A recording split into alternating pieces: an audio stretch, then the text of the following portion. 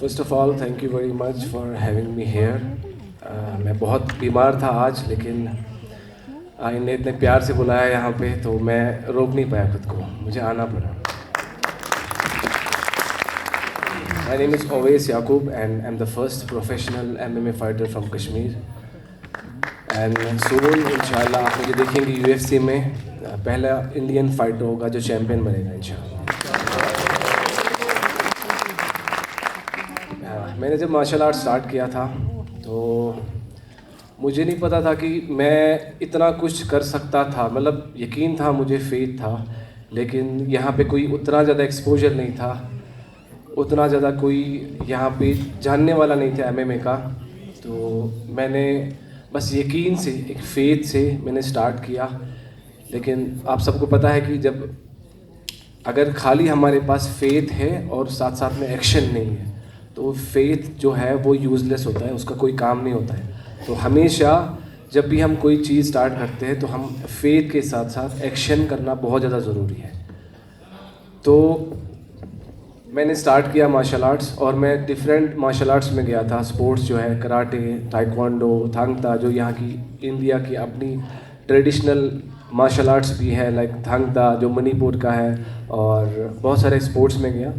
उसके बाद में लेकिन मुझे वो फील नहीं आ रहा था कि जो अंदर से मेरे अंदर एक फ़ाइटिंग स्पिरिट है, और मुझे लगता है कि सब कश्मीरियों के अंदर खून में एक फ़ाइटिंग की एक वो है कि हम फाइटिंग करना चाहते हैं।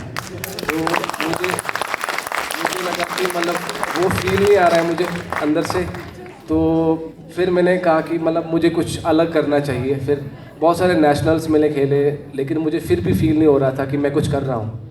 लेकिन एक बार मुझे एक फ्रेंड मिले, उन्होंने कहा कि आप जेनेटिकली मुझे लगते हो स्ट्रॉन्ग हो बहुत, और कोच भी मिले। और मुझे तब तक लग रहा था खाली मैं हूँ। लेकिन फिर मैंने जब अपने यहाँ पे अभी हमारी एकेडमी चल रही है पुलवामा में, और कश्मीर की पहली मिक्स मार्शल आर्ट MMA है और एकेडमी है, तो मुझे तब तक लग रहा था खाली मैं हूँ जेनेटिकली स्ट्रॉन्ग। लेकिन मुझे ऐसा लगता है कि मतलब हमें ये गॉड गिफ्टेड है कि हम सारे जेनेटिकली बहुत ज़्यादा स्ट्रॉन्ग हैं, और हम वो कुछ कर सकते हैं जो दुनिया की और कोई कंट्रीज़ वगैरह नहीं कर सकती है। क्योंकि मैं बहुत सारे कैंप्स में गया, दुनिया के सबसे जो टॉप फाइटर्स हैं जो UFC में अभी कम्पीट कर रहे हैं, जो फाइटर्स हैं जिनने 30 साल से ट्रेनिंग की है अंडर बहुत सारे जो बिग फाइटर्स हैं, स्टार्स हैं, उनके सामने। और मैं 5-6 सालों से, 8 सालों से कर रहा हूँ MMA, और मैं वो उनके साथ कम्पीट कर रहा हूँ और उनके साथ ऐसे खेल रहा हूँ। मुझे लग रहा है कि मतलब नॉर्मल है मेरे लिए। तो मैंने जब स्टार्ट किया था मुझे उस वक्त लगा था कि मुश्किल है, लेकिन इम्पॉसिबल मुझे कभी नहीं लग रहा था। मैं हमेशा, मेरे दिमाग से मैं हमेशा चैम्पियन था, और मैं चैम्पियन बनूंगा इंशाल्लाह। कुछ टाइम लगेगा, मुझे नहीं पता कितना टाइम लगेगा, क्या लगेगा, लेकिन मुझे पता है कि मैं कर सकता हूँ। और जी इंशाल्लाह, थैंक यू। तो ये है कि, और साथ साथ में मुझे लगा कि जब मेरा सपोर्ट जो है, जैसे मैं फाइटिंग करता था, ये जब मैंने स्टार्ट किया था 2021 में मैंने एमेच्योर फाइटिंग फिर स्टार्ट की थी। उससे पहले मैं ट्रेनिंग कर रहा था बस। फिर मुझे लगा कि नहीं, अगर आप कोई ट्रेनिंग करते हो, ट्रेनिंग के साथ साथ में आपको एक प्रैक्टिकल चीज़, जैसे आप अपने आप को किसी एक फील्ड में डालते हो या किसी केज में डालते हो फाइटिंग की, जहाँ पे आपको देखना पड़ता है कि मैं जो अपने स्किल्स सीख रहा हूँ वो मैं मेरे काम किसी आ सकते कि नहीं आ सकते। फिर मैं केज में गया, मैंने एमेच्योर फाइट्स की, और तब मुझे लग रहा था कि इंडिया में मतलब मुश्किल है मेरा होना, क्योंकि कश्मीर में फ़ाइटिंग का मैंने बोला कि एक्सपोजर नहीं था, और नहीं लग रहा था किसी को कश्मीर से ऐसा फाइटर उठेगा जो पूरी दुनिया में अपना नाम वहाँ पे लेगा और डोमिनेट करेगा। फिर मैं इंडिया में गया, वहाँ पे मैंने 23 एमेच्योर फाइट्स की। उसके बाद मुझे घर वाले बोल रहे थे कि चलो ठीक है, इतना कि आप छोड़ो, क्योंकि अभी तो ये हो गया, अब प्रोफेशनल लेवल जो होती है उसमें पूरा हम हर्ट कर सकते हैं, और इंटेंशंस बहुत गंदे होते हैं, ख़तरनाक होते हैं, कि हम अपनी फाइटिंग, जो अपना अपोनेंट होता है, हमारे इंटेंशन होते हैं कि हम इसको ख़त्म करें, और उनके भी सेम इंटेंशंस होते हैं कि हम इसको ख़त्म करेंगे। तो उस इंटेंशन के साथ खेलना किसी को घर वाले अलाउ नहीं करते। लेकिन उनको नहीं पता था कि मेरे अंदर में एक अलग फीलिंग आ रही थी, कुछ अलग चल रहा था, कि मुझे पता था कि मुझे लग रहा था अंदर से एक स्पार्क थी, चिंगारी थी, मुझे लग रहा था कि मैं कुछ कर सकता हूँ, करूँगा मैं। तो फिर मैंने कंटिन्यू किया और मैं प्रोफेशनल उस फाइटिंग लेवल पे गया जहाँ पे कंटेंडर सीरीज़ होती है, दिल्ली में होती है या कहीं पे भी इंडिया में। उसमें एक रात में हमें 5 फाइटें करनी होती हैं और उन 5 फाइट को क्वालिफाई करके हम फिर प्रोफेशनल लेवल पे कर सकते हैं, रोड टू प्रो होता है वो। तो फिर मैंने एक रात में 5 फाइटें की, उनको हरा के मैं जम्मू कश्मीर का पहला प्रोफेशनल फाइटर बना। फिर दूसरा चैलेंज मेरे लिए ये था कि अब ठीक है, अब मैंने प्रोफेशनल लेवल पे आ गया, अब मैंने इंडियन फाइटर्स के साथ फाइट की, ठीक है, लेकिन अब बाहर जाना और जहाँ पे इंडियन फाइटर्स को समझा जाता है कि मतलब कुछ नहीं है, इसको हम एक राउंड में 1 मिनट में ख़त्म कर सकते हैं, इस लेवल पे उनको देखा जाता है। फिर मैं कज़ाकिस्तान गया, कज़ाकिस्तान मेरी एक फ़ाइट थी। उससे पहले भी मैंने यहाँ पे इंटरनेशनल एक फ़ाइट की थी अफ़गानिस्तान के ख़िलाफ़ में, लेकिन फिर जब कज़ाकिस्तान था, वो जो अपोनेंट मेरा था वो कज़ाकिस्तान का ही था और उसी इलाके का था, और मेरे जो सपोर्टर्स थे बहुत कम थे, लेकिन कश्मीरी थे। आपको पता है कि कश्मीर का मतलब वो कितना वो होता है, एक अलग लेवल का। एक मुझे आवाज़ आ रही थी दूर दूर से, वहाँ पे 20,000 से ज़्यादा ऑडियंस थी और वहाँ पे मुझे लगता है कश्मीरी 50 से 60 थे, लेकिन मुझे आवाज़ खाली कश्मीरी की सुनाई दे रही थी केज में, इतने लाउडली वो मुझे सपोर्ट कर रहे थे। तो फिर मैंने वहाँ पे उसके साथ कज़ाकिस्तान जो अपोनेंट था, कज़ाकी अपोनेंट के साथ फाइट की और तीनों राउंड उसको डोमिनेट किया और उसी के इलाके में मतलब उसको हराया।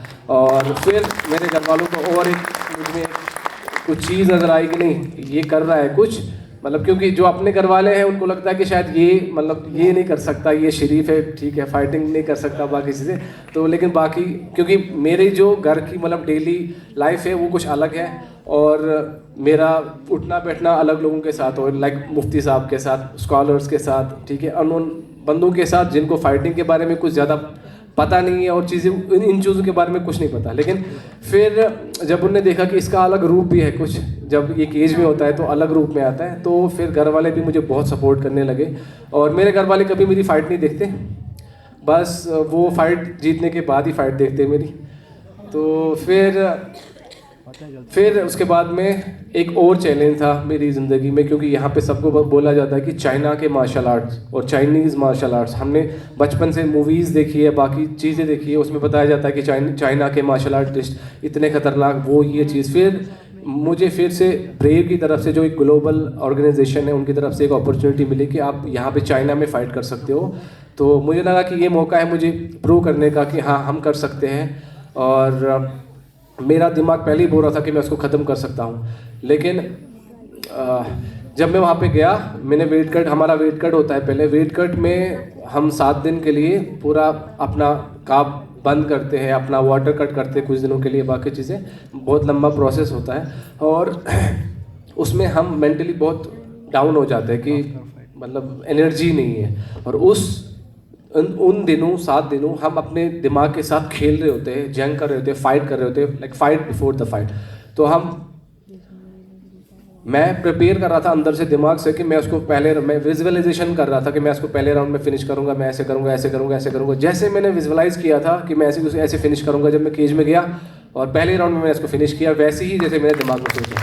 तो कहने का मकसद ये है कि हमारा दिमाग जो है हमारी बॉडी को कंट्रोल करता है, और अगर हमारा माइंडसेट हम अपने दिमाग से सोचते कुछ है कि हाँ हम कर सकते हैं और फिर उसमें एक्शन करेंगे, हम वो चीज़ें करेंगे डिसिप्लिन के साथ, कंसिस्टेंसी के साथ वो चीज़ें करेंगे, तो हम हर कोई चीज़ कर सकते हैं। और आपको पता है कि एमएमए को कोई सपोर्ट नहीं कर रहा था यहाँ पे, अभी भी उतना ज़्यादा लोन नहीं है, कोई नहीं सपोर्ट कर रहा था, बहुत ज़्यादा स्ट्रगल था मेरी ज़िंदगी में और फाइनेंशियली भी बहुत ज़्यादा पीछे था मैं, नहीं था कोई सपोर्ट। लेकिन फिर भी मुझे पता था कि जब भी मैंने अल्लाह पे ट्रस्ट किया इन चीज़ों के बारे में, मुझे पता था कि मतलब मैं सबकी दुआएं मेरे साथ थी, मुझे पता था कि हो के रहेगा और अल्हम्दुलिल्लाह हुआ। जहाँ पे मैं अभी हूँ, इंडिया का पहला फाइटर हूँ मैं, जो टीम खबीब जो नून इतनी बड़ी, उनके साथ अभी ट्रेनिंग कर रहा हूँ। और मतलब मुझे कभी जब मैं चाइना की फ़ाइट करके वापस आया था दिल्ली, तो मुझे मैसेज आई कोच से, जो कोच हावेर है, खबीब की जो कोच है, उनसे मैसेज आई।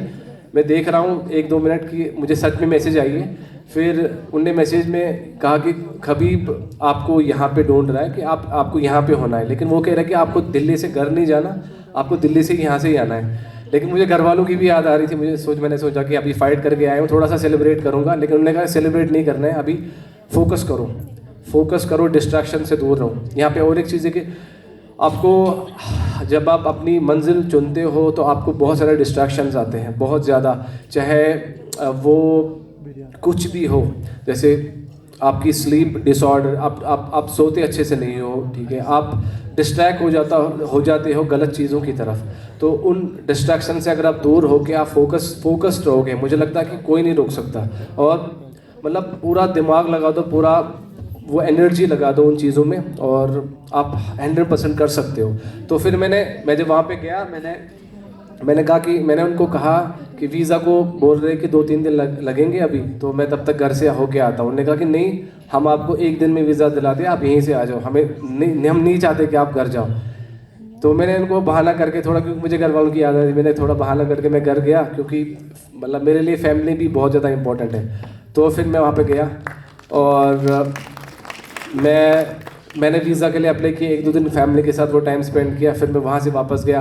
और मुझे लगता है कि फैमिली के साथ टाइम देना बहुत ज़्यादा इंपॉर्टेंट है। अगर आप फैमिली के साथ टाइम देते हो तो आपको, आपके अंदर एक जो एनर्जी होती है ना, जो आपने दिन भर ज़ाया की होती है, वो आपको वो रिस्टोर हो जाती है, आप फिर से आ जाती है अंदर एक फीलिंग आ जाती है कि हाँ, हम अब कुछ कर सकते हैं। तो यहाँ पे एक मैसेज है कि घर वालों के साथ थोड़ा सा टाइम स्पेंड किया करो, थोड़ा सा भी अपने पेरेंट्स के साथ, और अपने पेरेंट्स के जो एडवाइसेस हैं उनको थोड़ा सा सीरियसली लो, क्योंकि आपकी फैमिली ही है जो आपके लिए सच में केयर करती है। फैमिली के बगैर कोई आपका फ्रेंड, हाँ ठीक है, आपके अच्छे फ्रेंड्स भी हो सकते हैं, लेकिन फैमिली के बगैर आपका कोई सच में केयर करने वाला नहीं है। अगर आप हारते भी हो चाहे आप जीतते हो, सच में आपका जो केयर करती है वो आपकी फैमिली है। तो उनको भी थोड़ा सा टाइम दो, और फैमिली को साथ साथ लेके आप फैमिली को जब आप टाइम देते हो तो उनकी दुआएं आपके साथ होती है। तो आप हार्ड वर्क कर रहे हो, आपका फोकस बहुत अच्छा है, और आप चल रहे हो विदाउट डिस्ट्रैक्शंस के। अगर आपके साथ दुआएं हैं घर वालों की तो आपको कोई नहीं रोक सकता। थैंक यू वेरी मच, आपने मुझे यहाँ पे बुलाया। मैं बहुत कुछ कहना चाहता हूँ, लेकिन ये है कि मैं बीमार हूँ बहुत ज़्यादा। तो अब ये है कि इंशाल्लाह मेरी नेक्स्ट फ़ाइट आने वाली है दिसंबर में भी, अभी ऑफिशियली अनाउंस भी होगा। शायद रशियन फाइटर के साथ है मेरी फ़ाइट नेक्स्ट, और रशिया में ही फ़ाइट करनी है। तो आप सब मेरे लिए दुआएं करें और सपोर्ट करें। Thank you very much.